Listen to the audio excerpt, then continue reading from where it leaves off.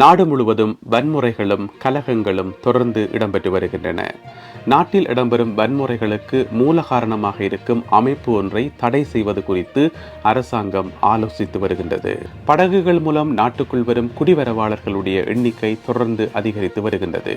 மின்சாரம் மற்றும் எரிவாயு போன்றவற்றுக்கான புதிய கட்டணங்கள் தொடர்பிலான தகவல் ஒன்று வெளியாகியுள்ளது. இவை உள்ளிட்ட பல செய்திகள் இன்றைய வீடியோவில் காத்திருக்கின்றன. வீடியோவுக்குள் போகலாம் வாங்க.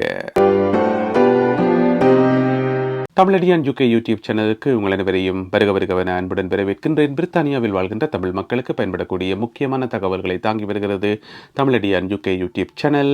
எங்களுடைய சேனலுக்கு புதிதாக வந்திருக்கின்ற அன்பான உறவுகளே, உங்களுக்கு நேரம் இருக்கின்ற போது பழைய வீடியோக்களையும் பாருங்கள். அங்கேயும் உங்களுக்கு பயன்படக்கூடிய பல தகவல்கள் உள்ளன.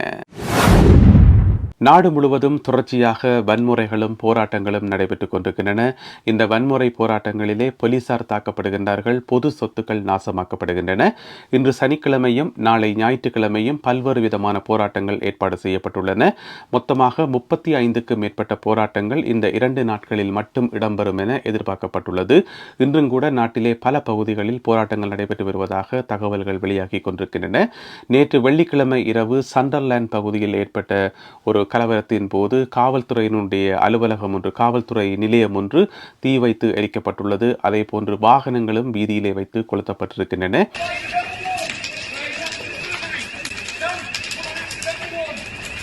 இதிலே 10க்கும் மேற்பட்டவர்களை போலீசார் கைது செய்திருக்கின்றார்கள்.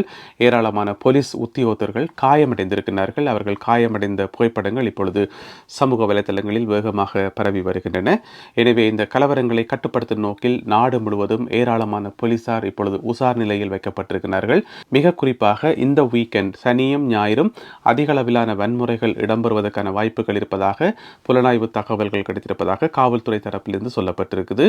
எனவே நாடு முழுவதும் இருக்கக்கூடிய அனைத்து இடங்களிலும் போலீசார் இப்பொழுது உசார் நிலையில் வைக்கப்பட்டுள்ளார்கள்.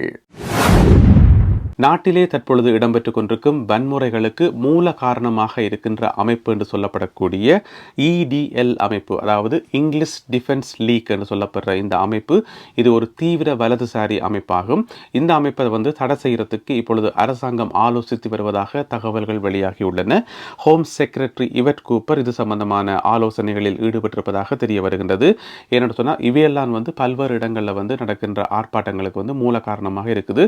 உதாரணமாக நேற்று சண்டர்லேண்ட் பகுதியில் இடம்பெற்ற, நேற்று வெள்ளிக்கிழமை இரவு சண்டர்லேண்டில் இடம்பெற்ற வன்முறைகளின் போது அதில் ஈடுபட்டவர்கள் யாருமே சண்டர்லேண்ட் பகுதியை சேர்ந்தவர்கள் இல்லையா, எல்லாருமே வேறு இடங்களில் இருந்து அங்கே குவிக்கப்பட்டவர்கள் என்று சொல்லப்படுது. எனவே இப்படியான ஏற்பாடுகளை செய்கிறது இந்த EDL என்று சொல்லப்படுற இந்த ஒரு அமைப்பு தான். எனவே அவர்களை ஒரு தடை செய்த அமைப்பாக தடை செய்யறதுக்கு அரசாங்கம் ஆலோசித்து வருவதாக தெரிவிக்கப்படுகின்றது.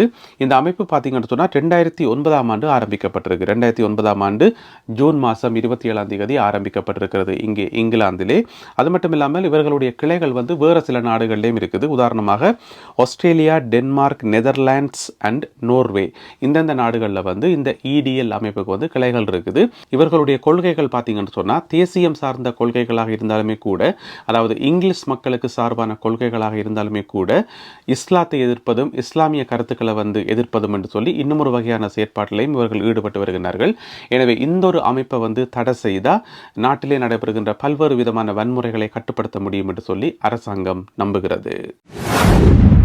பிரித்தானியாவில் பல்வேறு விதமான கலவரங்களும் வன்முறைகளும் நடைபெற்றுக் கொண்டிருக்கக்கூடிய இந்த சூழ்நிலையில் மிக குறிப்பாக வெளிநாட்டவர்களுக்கு எதிராகவும் குடியேறிகளுக்கு எதிராகவும் அதிக அளவு குரல்கள் எழுப்பப்பட்டுக் கொண்டிருக்கின்ற இந்த சூழ்நிலையில் படகுகள் மூலம் நாட்டுக்குள் வருவோருடைய எண்ணிக்கையும் அதிகரித்து கொண்டே வருது. அந்த வகையில் பார்த்தீங்கன்னு சொன்னால் கடந்த 27ஆம் தேதி, ஜூலை மாதம் 27ஆம் தேதி 370 பேர் நாட்டுக்குள் வந்திருக்கிறார்கள் 6 படகுகளில்.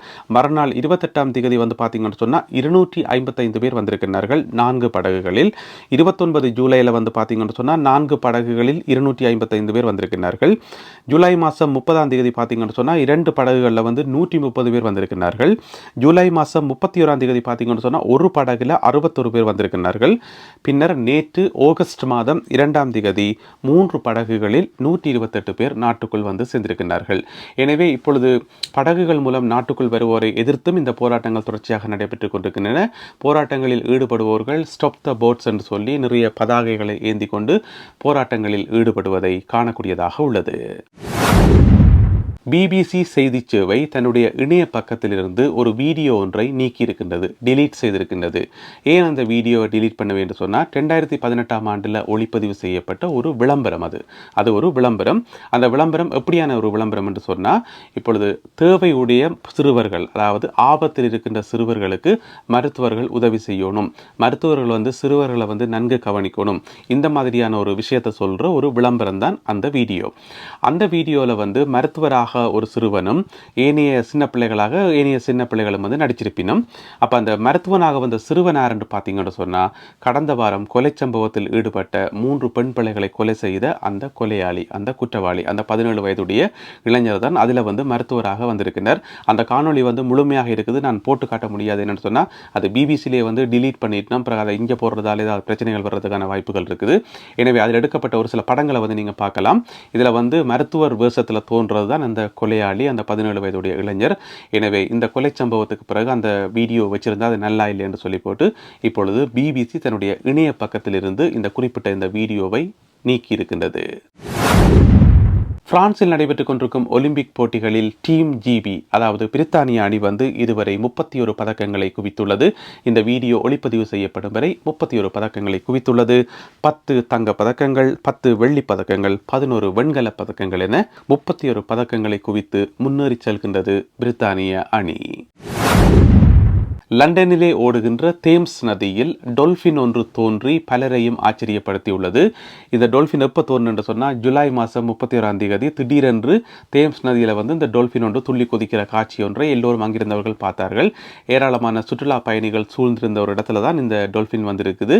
அப்போ அந்த பகுதியில் இருந்த எல்லா மக்களும் ஆர்வத்தோடு அதை பார்த்து நிறைய போட்டோக்கள், வீடியோக்கள் எல்லாம் எடுத்து சமூக வலைத்தளங்களில் பரப்பி கொண்டிருந்தார்கள்.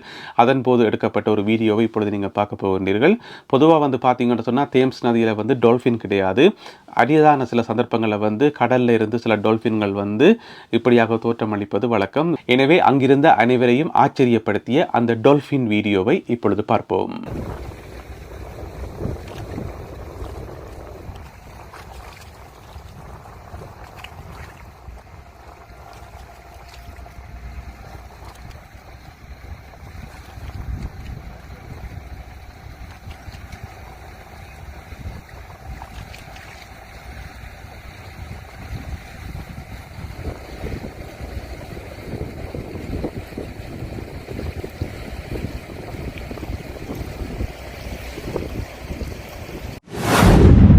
மின்சாரம் மற்றும் எரிவாயுக்கான புதிய விலைகள் பற்றிய தகவல்கள் வெளியாகியுள்ளன.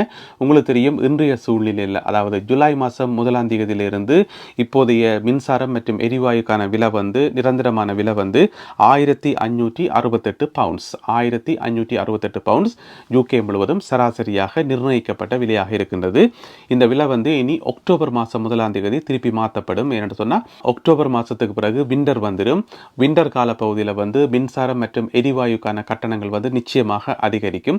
எனவே புதிய விலைகள் எப்படி இருக்கும் என்று சொல்லி அந்த தகவல் எப்ப வெளியாகும் என்று சொன்னா, இந்த மாதம் 27ஆம் தேதி, ஆகஸ்ட் மாதம் 27ஆம் தேதி அறிவிக்க இருக்கிறார்கள் புதிய விலை என்னென்று சொல்லி. அந்த புதிய விலை எவ்வளவாக இருக்கும் என்று சொன்னா 1723 பவுண்ட்ஸாக இருக்குமாம். இது ஒரு அன்னளவான கணிப்பீடு. 1723 பவுண்ட்ஸாக இருக்கும் என்று சொல்லப்படுது. இருந்தாலுமே கூட உத்தியோகபூர்வமாக புதிய விலை என்னன்றதை ஆகஸ்ட் மாதம் 27ஆம் தேதி அறிவிக்க இருக்கிறார்கள். பிறகு அக்டோபர் மாதம் 1ஆம் தேதி அறிவிக்கப்படுற அந்த புதிய விலைகள் டிசம்பர் மாதம் 31ஆம் தேதி வரைக்கும் நடைமுறையில் இருக்கும். இப்பொழுது நடைமுறையில் இருக்கும் இந்த 1568 பவுண்ட்ஸ் இந்த விலை செப்டம்பர் மாதம் 30ஆம் தேதி வரைக்கும் நடைமுறையில் இருக்கும். நல்லது அன்பான உறவுகளே, இன்றைக்கு அவ்வளவுதான் செய்திகள். இந்த செய்திகள் உங்களுக்கு பிரயோசனமாக இருந்திருக்கும் நான் நம்புகின்றேன். அப்படி பிரயோசனமாக இருந்தால் இந்த வீடியோக்கு ஒரு லைக் போடுங்க. இந்த வீடியோவை உங்களுடைய உறவினர் நண்பர்களுக்கு ஷேர் பண்ணுங்க. இந்த வீக்கெண்டில், இன்று சனிக்கிழமையும் நாளை ஞாயிற்றுக்கிழமையும் வெளியே செல்பவர்கள் அவதானத்துடன் செல்லும்படி அன்புடன் கேட்டுக்கொள்கின்றேன். மீண்டும் மற்றொரு வீடியோவில் உங்களை சந்திக்கின்றேன். அதுவரை நன்றி, வணக்கம்.